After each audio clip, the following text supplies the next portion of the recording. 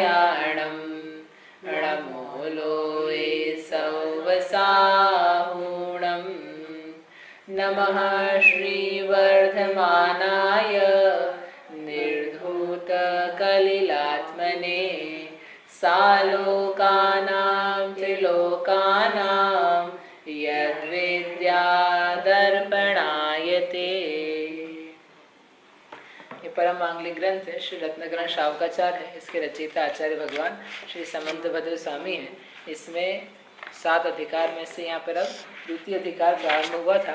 द्वितीय अधिकार में किसका है? सम्यक ज्ञान का वर्णन, तत्व का नहीं, सम्यक ज्ञान का वर्णन। पहले अधिकार में सम्यक दर्शन का कर चुके थे। अब सम्यक ज्ञान के अंतर्गत सम्यक ज्ञान का लक्षण दिखाया था।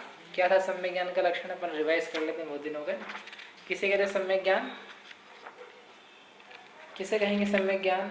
जो 4 विशेषण दिए थे उसके लिए, जो पदार्थों को अन्यून यानी कम नहीं जानता, अनतिरिक्त नहीं जानता, एक्स्ट्रा नहीं जानता, और कैसा संशय रहित जानता है और विपरीतता से रहित निसंदेह निशंकित रूप से जानता है।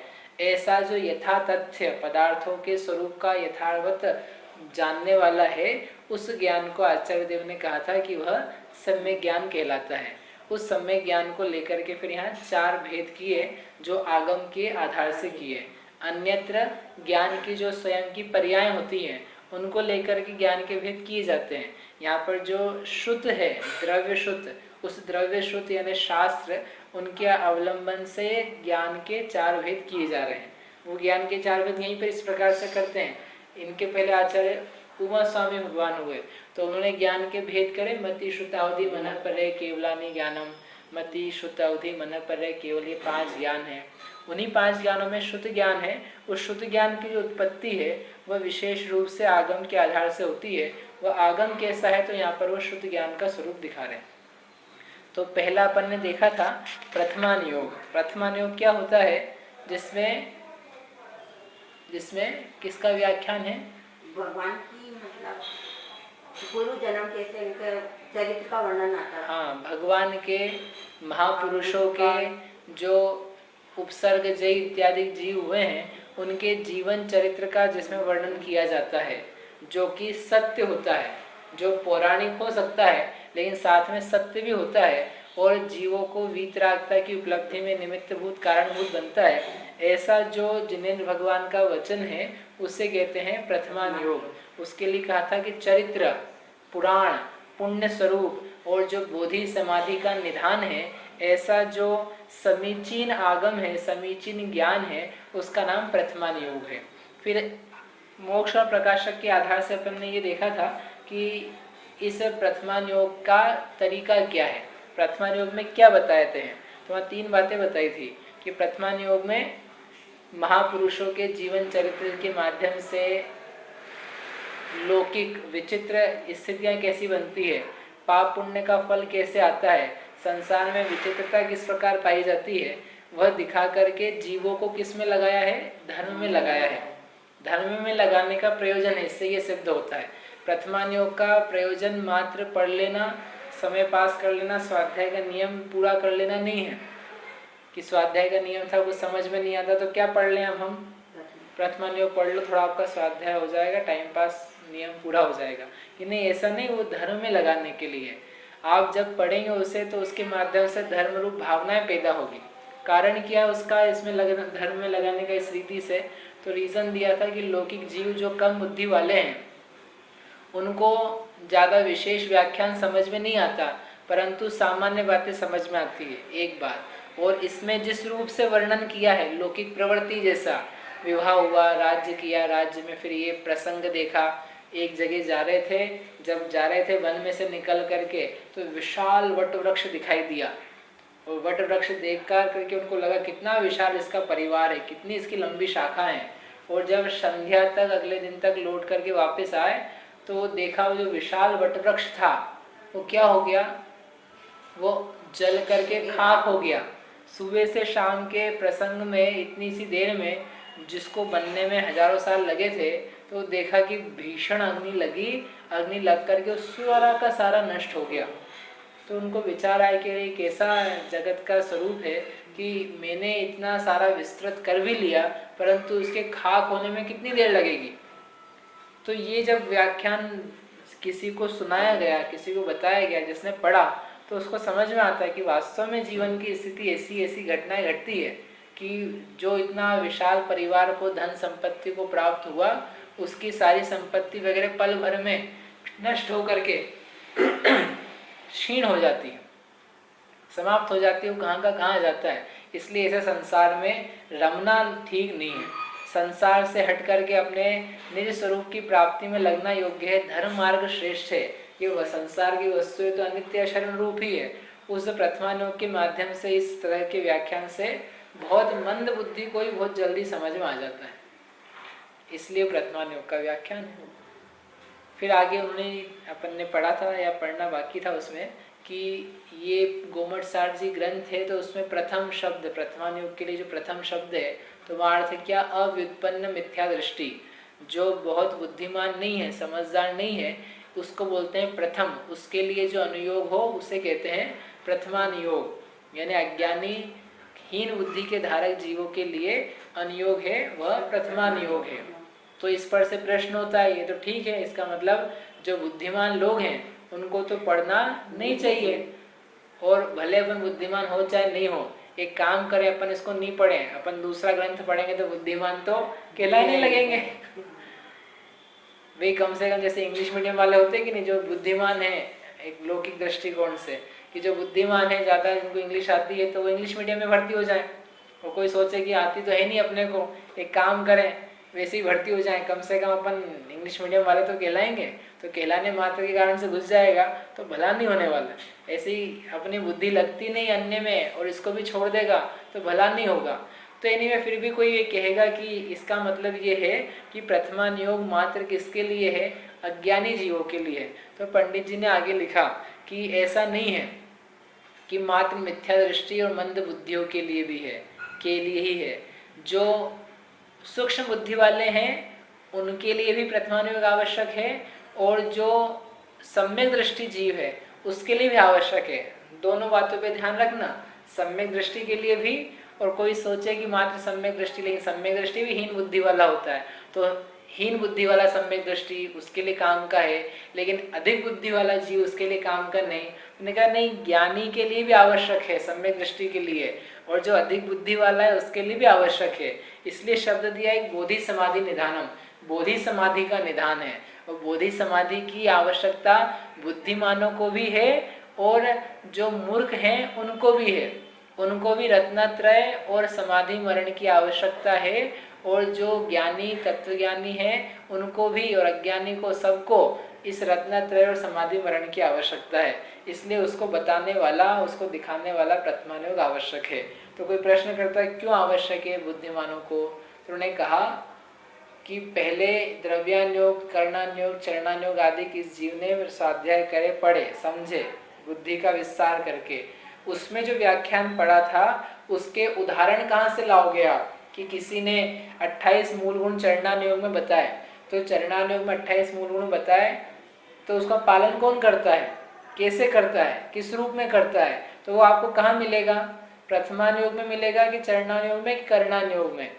कोई मुनि बना, मुनि बन करके उसने व्रतों का पालन किया, और व्रतों का पालन करके उसको मोक्ष और स्वर्ग आदि की प्राप्ति हुई, ये सारी बात कहाँ मिलेगी, कौन से अनुयोग में, प्रथमानुयोग में मिलेगी।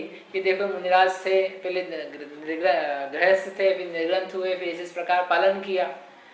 तो जो चरणानुयोग में विधि बताई है, चरणानुयोग का सारा व्याख्यान है, उसका एग्जाम्पल मिलेगा प्रथमानुयोग में, उसकी विधि वहां दिखाई देगी। नवधा भक्ति से आहार देना, तो वो कहाँ दिखाई देगा, जब राजा श्रेयांस ने मुनि आदिनाथ ऋषभ देव को पड़गा, तो पड़गाहन किया, उच्चासन दिया, पूजा करी, प्रदक्षिणा दी, चरण धुलाए, आहार मन वचन शुद्धि आदि कही, इस प्रकार से उसने आहार दिया। फिर जो आहार था उस आहार में ये वस्तु दी, इस प्रकार से दी। ऐसा जो अपन ने चरणानुयोग में पढ़ा था, नवधा भक्ति श्रावक के लिए करने योग्य, जो मुनि के लिए करे, वह चीज कहाँ दिखाई देगी, वो प्रथमानुयोग में। नहीं तो बस पढ़ मात्र के रह जाएगा, और बिना प्रैक्टिकल के वो जो ज्ञान है वो अधूरा रहेगा। इसलिए उस चरणानुयोग की सिद्धि के लिए प्रथमानुयोग देखना पड़ता है। ऐसे ही करणानुयोग है। करणानुयोग में सिद्धांत बताया कर्म के 8 कर्म हैं, 8 कर्म के ऐसे ऐसे उदय हैं, मोह के ऐसे उदय हैं, तो वो दिखाई कहाँ देगा? नाम कर्म की विचित्रताएं कहाँ दिखाई देगी कि इसने इस प्रकार का भाव किया था, उसके फलस्वरूप इसकी प्राप्ति हुई। सीता जी ने पूर्व भाव में मुनि आदिका को देख करके दोष का कहा था, जो दोष नहीं था वो दोष कहा था, उसके कारण से उनके चरित्र में भी वह दोष लगा जो दोष नहीं था। किसी ने सामयिक के काल में संक्लेश परिणाम करे तो संक्लेश परिणाम के निमित्त से वह जल जल करता हुआ जल में उत्पन्न हो गया, तो उसने परिणाम ऐसे किए थे, उसका फल ऐसा मिला। रावण ने पाप रूप परिणाम किए तो 7वां नरक और नरक की आयु रूप बंद है तो 4था 3रा नरक वहां जाने रूप परिणाम किए तो वहां पहुंच गया। कोई अत्यधिक वैभव से मरे तो मरने पर नरक मिलता है, तो चक्रवर्ती था, चक्रवर्ती नरक में गया। यानी ये सारा करणानुयोग के सिद्धांत जो है वह कहाँ मिलेंगे? करणानुयोग में तो पढ़ने को मिलेंगे, उसका प्रैक्टिकल कहाँ दिखेगा आपको? तो प्रथमानुयोग में दिखेगा। संसार की विचित्रता, कर्म के फल, पुण्य पाप की स्थितियां, ये सब कहाँ आएगी? आएगी। तो आपने जो पढ़ा है तो उसको समझने के लिए प्रथमानुयोग में उतरना ही पड़ेगा। ऐसे द्रव्यानुयोग है, द्रव्यानुयोग में भेद विज्ञान बताया, तो भेद विज्ञान कहाँ दिखेगा उत्कृष्ट रूप से? प्रथमानुयोग में। मुनिराज अपनी साधना में लीन थे और उनको लोहे के आभूषण पहना दिए, सियालनी खा रही है, सिर के ऊपर सीढ़ी जला दी है, उपसर्ग कर रहे 700 मुनिराजों पर, और ये मुनिराज सब समर्थ हैं। ऐसा होने पर भी इनके शरीर आत्मा का भेद विज्ञान इतना उत्कृष्ट वर्त रहा है, अपने आत्मा को भिन्न जानते मानते अनुभवते हुए ये ऐसे निज तत्व में लीन है कि उस बाहरी दुख की पीड़ा की कोई अनुभूति नहीं है, उस तरफ ध्यान नहीं है, और अपने आत्मा में लीन होते हुए मोक्ष स्वर्ग आदि को प्राप्त कर रहे हैं। तो ये भेद विज्ञान का उत्कृष्टतम उदाहरण स्थिति कहाँ दिखेगी? वहां दिखेगी। परीक्षा आते हैं तो परीक्षा कैसे कैसे आए? विद्युत चोर जब उन्होंने मुनि दीक्षा ले ली तो क्या क्या उसके ऊपर उपसर्ग किए गए, उपसर्ग के काल में क्या विचार किया उन्होंने? 12 भावना का, 10 धर्म का, कषाय को कैसे जीता जाए, कैसे किसी जीव को कषाय पैदा हुई, उस कषाय का फल निकला, कैसे किसी ने कषाय जीती, कषाय को जीतने का क्या उपदेश दिया, ये सब कहाँ दिखेगा? तो बार बार कहना पड़ेगा, प्रथमानुयोग आपको जाना पड़ेगा। प्रथमानुयोग में नहीं जाओगे तुम्हारे पास कोई बातें रह जाएगी, कोई व्यक्ति नहीं मिलेगा जिसके ऊपर तुम कह सको कि हाँ ये मेरा आदर्श है, इसने इस बात को जिया है, इस रूप को प्राप्त किया है। जो मेरे वीतराग सर्व के हितोपदेशी भगवान हैं वे प्रथमानुयोग में मिलेंगे आपको। जिनके आगे 100 इंद्र नमस्कार करते हैं, वे 100 इंद्र और 100 इंद्रों की विभूति और विभूति सहित नमस्कार 1008 नाम सहित वो प्रथमानुयोग में मिलेगा। इसलिए प्रथमानुयोग तत्वज्ञानी के लिए अवश्य पढ़ने लायक है, बुद्धिमान को उसका उदाहरण देखने लायक है। आई बात समझ में? इसलिए प्रथमानुयोग के व्याख्यान को अनर्थक नहीं समझना, बिना काम का नहीं समझना, सरल मात्र नहीं समझना, उसमें बहुत गूढ़ताएं हैं। उसको समझने के लिए बहुत बुद्धि चाहिए होती है। नीतियों से भरा हुआ जीवन कैसे चलाया जाए, क्या परिणाम किए जाए, वो देखने लायक है। हम इतना सरल समझते हैं लेकिन उसमें से एक बात तक जीवन में नहीं उतार पाते। सिद्ध चक्र की कहानी सुनी होगी सबने, कथा कि मेना कुमारी थी, मेना सुंदरी को उनके पिताजी ने घर से बाहर निकाल दिया था और एक कोड़ी के साथ ब्याह दिया था। किस बात पे? पिताजी ने कहा कि ये सब हमने किया। उसने कहा पिताजी आपने नहीं किया, ये सब हमारे पूर्वकृत कर्मों का उदय है, ऐसा कहा था। ऐसा कहने पर वो नाराज हो गया था, उसके पिताजी नाराज हो गए थे। और वो कहा था तब भी उस स्थिति में पिताजी ने तो क्यों करवाया था कि अब तो ये कहे कि नहीं पिताजी बचा लो, मेरी गलती हो गई, आपने नहीं किया है, आप ही हमारे कर्ता धर्ता हो, आप ही बढ़िया हो। तो उसने नहीं कहा और कोड़ी से विवाह हो गया, तब भी उसने कहा कि हमारा कर्मकृत कार्य है, इसमें आपका कोई दोष नहीं है। जब पूर्व में आपका फायदा नहीं था, आपके कारण नहीं हुआ था, तो वर्तमान में आपके कारण से बुरा भी नहीं हुआ है। इस प्रकार की वो कथा है। मतलब शिक्षा ये दे रही है कि मेरे कर्म का ही फल मुझे मिल रहा है, पर के द्वारा कुछ भी प्राप्त नहीं हो रहा है। पर निमित्त मात्र है। जो घटनाएं, जो वचन, जो कुछ हो रहा है बाहर में, लेना देना, मिलना जुलना, घटना, वो सारा का सारा बाह्य में इन लोगों का निमित्त है। ये लोग इसके कर्ता नहीं है, मेरा पूर्वकृत कर्म इसका कारण बना हुआ है मुख्य। वो भी कर्ता नहीं, वो भी निमित्त रूप है, लेकिन अंतरंग सहकारी निमित्त है वह। तो ऐसा वो कथा दिखाती है। हम अपने आप से विचार करके पूछें कि इतनी सी कथा को भी अपन अपने जीवन में कितना उतार रहे हैं या कितना उतारने का प्रयास कर रहे हैं, कि जो कुछ मुझे प्राप्त हो रहा है, जो कुछ देखने में आ रहा है, जो मिल रहा है, जा रहा है, घट रहा है, प्राप्त हो रहा है, पुण्य पाप, साथा असाथा, अनुकूल प्रतिकूलताएं, उन सब में ये जितने बाहर लोग हैं, इनमें मुझे कुछ भी इष्ट अनिष्ट नहीं करना है। ये सब मुझे अंजना मीना सुंदरी के पितावत हैं, जो ना अच्छा कर रहे थे ना जब बुरा कर रहे हैं। इन्हें इतनी महाविपरीत परिस्थिति पैदा होने पर भी जैसे उस सती ने विचार किया था वैसा का वैसा मेरा विचार होना चाहिए। यदि नहीं हो रहा है और हम उस तरफ कदम नहीं बढ़ा रहे हैं, इसका मतलब एक छोटी सी कथा तो उतर नहीं रही है, तो अपनी कितनी स्थूल बुद्धि है। अपने को लगता है हम सूक्ष्म बुद्धि के धारक हैं, हम करणानुयोग पढ़ते हैं, हमको सब याद रहता है, हमको द्रव्यानुयोग चाहिए, हमको स्वभाव चाहिए, हमको ये सब छोटी छोटी बातें नहीं चाहिए। कि छोटी बातें नहीं चाहिए तो एक बात उतार के दिखाओ ना। कथा नहीं पढ़ते हो तो कथा रूप जीवन भी नहीं बनता है। महापुरुष जीवन में नहीं दिखाई देते हैं तो महापुरुषों का जैसा विचार भी पैदा नहीं होता। रावण महापुरुष था, पर स्त्री का नाम आते से ही कान पे हाथ रख लेता था, पर स्त्री नहीं चाहता था। पूर्व राग के कारण से सीता के साथ बात बन गई, लेकिन महापुरुष था वो। उसके जैसे चरित्र बन जाए कि पर स्त्री मुझे स्वप्न में भी नहीं चाहिए, पर स्त्री का कुछ प्रसंग नहीं चाहिए, पर धन नहीं चाहिए। इस प्रकार के महापुरुषों को देख करके राम, लक्ष्मण, बलभद्र और जो 24 तीर्थंकर हुए, चक्रवर्ती आदि हुए, उनके जीवन की कोई भी एक घटना लेकर के वही प्राप्त हो जाए तो बड़ी बात। इसलिए स्थूल नहीं समझना उसको। आई बात समझ में? अंत में उन्होंने कहा कि तुम्हें फिर भी समझ में नहीं आया, प्रथमानुयोग ऐसा लगे कि बेकार है। उन्होंने कहा कि सुनो, जैसे कोई एक सुभट हो, सुभट समझ से, सुभट यानी अच्छा लड़ने वाला योद्धा। तो उस योद्धा को आप कहानियां सुनाओ, किसकी? जो युद्ध में रण छोड़ करके भाग गए, जो कायरता में पीठ दिखा करके भाग गए, जो शत्रु के नाम से या हथियारों के नाम से थर थर कांपते हैं।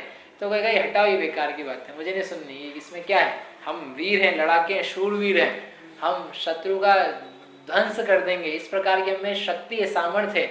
हमको तो सुननी है वो कथाएं, हम वो कथाएं सुन के प्रसन्न होते हैं जिसमें थोड़े से लोगों ने अपनी शक्ति के बल पे हजारों लाखों को परास्त कर दिया, एक व्यक्ति ने पूरे सेना को हरा दिया। इस तरह की बातें सुन करके मेरा उत्साह बढ़ता है, मुझे वो कथाएं सुनाओ।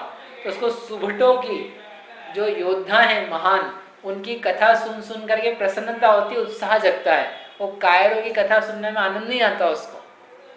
ऐसे कैसे जो मोक्ष मार्ग में स्थित है, मोक्ष चाहता है, उसको मोक्ष मार्गियों की कथा सुनने में उत्साह आता है, उसकी कथा सुनना चाहता है, उसकी सुन करके उसको रस जगता है, प्रेम जगता है, उमंग आती है कि मेरे को भी ऐसा बलवानपना दिखाना है। जैसे उस सुभट को, योद्धा को, उस योद्धा का आप देखो, जब जब भी युद्ध होता है ना, तो आप ग्रंथ जब पढ़ोगे कि युद्ध हुआ, तो युद्ध होने के पहले नगाड़े बजना चालू हुए। सब योद्धा अपने अपने घर में अपनी स्त्रियों के साथ थे, भोग भोग रहे थे, खाना पीना चल रहा था, सूचना नहीं दी जाती है, सीधे नगाड़ा बजता है, शंख बजता है, तुरही बजती है, और सुनते से ही वो सब एकदम सब काम छोड़ के हट ये खड़े हो जाते हैं। सबके खून एकदम बहने लग जाते हैं, सबकी नसें एकदम फड़कने लगती है। अब मेरा टाइम आया, अब मैं जाकर के दिखाता हूँ। मतलब संगीत मात्र को सुन करके उसको उत्साह आता है। कौन सा संगीत? युद्ध का वीर रस से भरा हुआ संगीत, नगाड़े सुन करके, शंख सुन करके सब काम छोड़ देता है, भोग छोड़ देता है।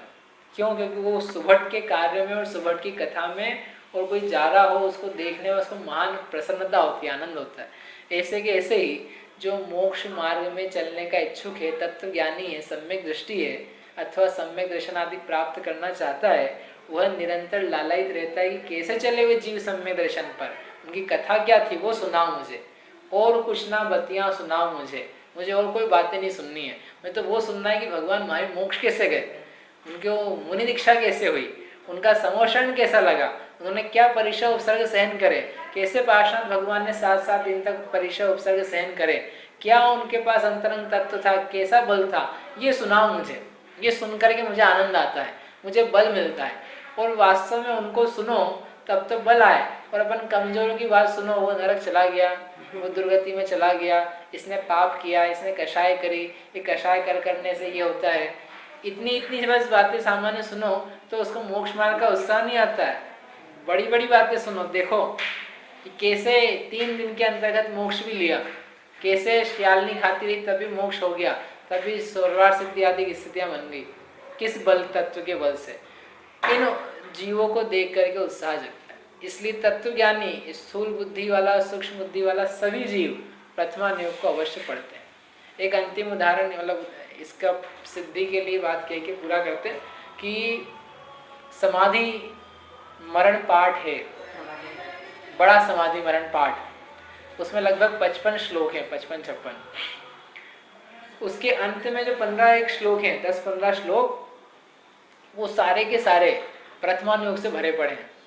उसमें साधक को बता रहे हैं, साधक है ना, साधक को समाधि मरण सुनाया जा रहा है, शपक है, समाधि लिया हुआ है कि देख भाई तुमने समाधि ली है तो मुझे जैसा लग रहा है, मुझे दुख है, मैं मरने वाला हूँ, वो पीड़ा हो रही है, तकलीफ हो रही, वेदना हो रही है। तो उन्होंने उदाहरण दी है कि गज कुमार मुनिराज के ऊपर जलती हुई सीढ़ी रखी गई, तो उन्होंने तो मुनि ना धीरज छोड़ी, उस मुनिराज ने धीरता नहीं छोड़ी और उस उपसर्ग को सहन किया। तो तेरे जीव कौन दुख है, तुम्हारे सिर पे कौन सीढ़ी रख रहा है, तो तेरे जीव कौन दुख है, मृत्यु महोत्सव भारी।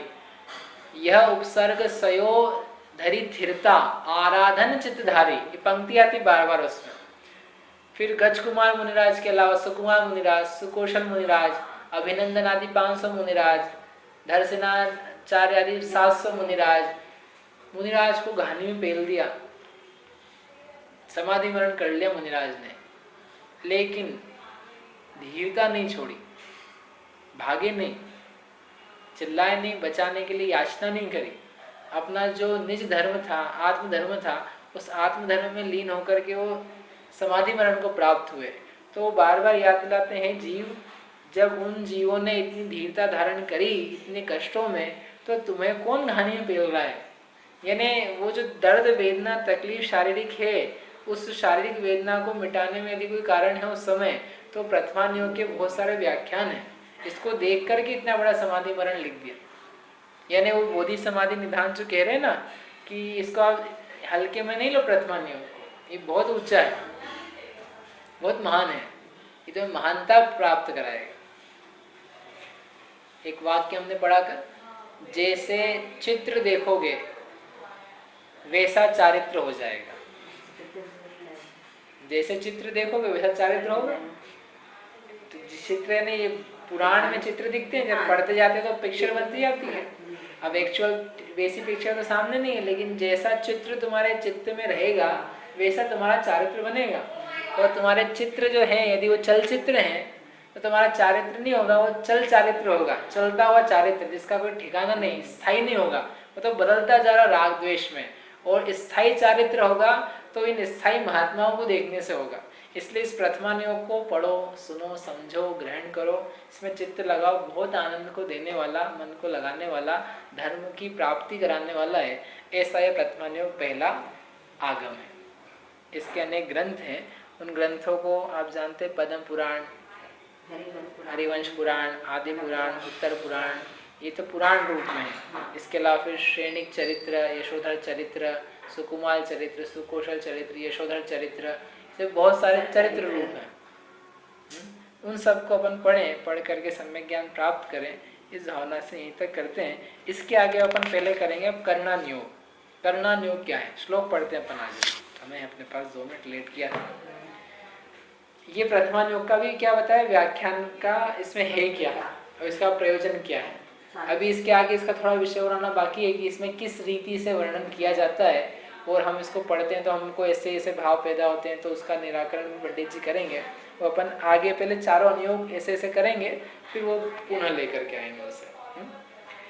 30 नंबर का श्लोक है। लोकालोक विभक्ते युग परिवृत्तेश्चतुर्गतीनां च आदर्शमेव तथा मतिरवैति करणानुयोगं च। करणानुयोगम अवैति, अवैति यानी जानता है, करणानुयोग को जानता है। कौन जानता है करणानुयोग को भी? इस प्रकार ये जो प्रथमानुयोग को जानता है वो करणानुयोग को भी जानता है, या करणानुयोग इन बातों का ज्ञान कराता है। किन किन बातों का? उनका लोकालोक विभक्ते है, लोक और अलोक का विभाग। लोक कितना है, अलोक कितना है, अर्थात लोक में क्या क्या बातें बनी हुई हैं, क्या क्या रचनाएं हैं, ऊपर मध्य में नीचे वस्तुएं क्या पाई जाती है, ये सब वर्णन किसमें पाया जाता है? करणानुयोग में। जो लोक अलोक का विभाग कराएगा, 3 लोक का वर्णन करेगा, 3 लोक में मध्य लोक के असंख्यात द्वीप समुद्रों का वर्णन करेगा, अधोलोक के नरक आदि का, राजु योजन क्षेत्रफल, इन सब का वर्णन जिसमें पाया जाएगा वह। और कैसा है?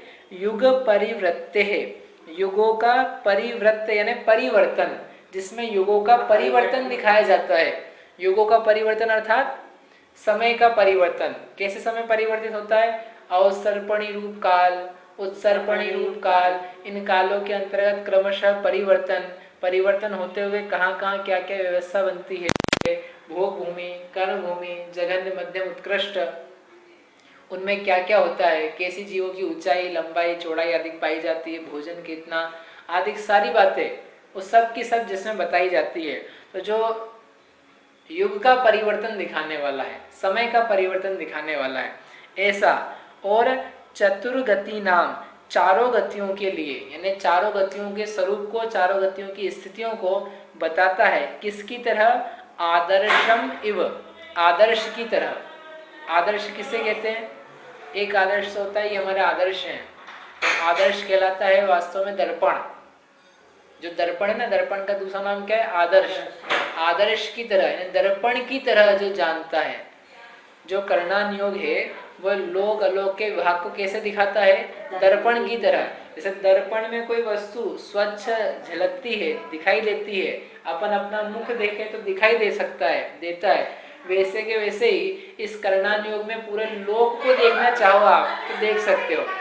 लोक को हम साक्षात जाकर के नहीं देख सकते हैं, अधोलोक को साक्षात नहीं देख सकते हैं, लेकिन करणानुयोग ऐसा दर्पण है कि जिसके माध्यम से अधोलोक भी दिखता है, मध्यलोक भी दिखता है, असंख्यात देव समुद्र दिखते हैं, ऊर्ध्वलोक दिखता है, वैमानिक देव देवियां, विमान, सर्वार सिद्धि, सिद्धशिला इत्यादि के सब चीजें कैसे दिखाई देने लग जाती है?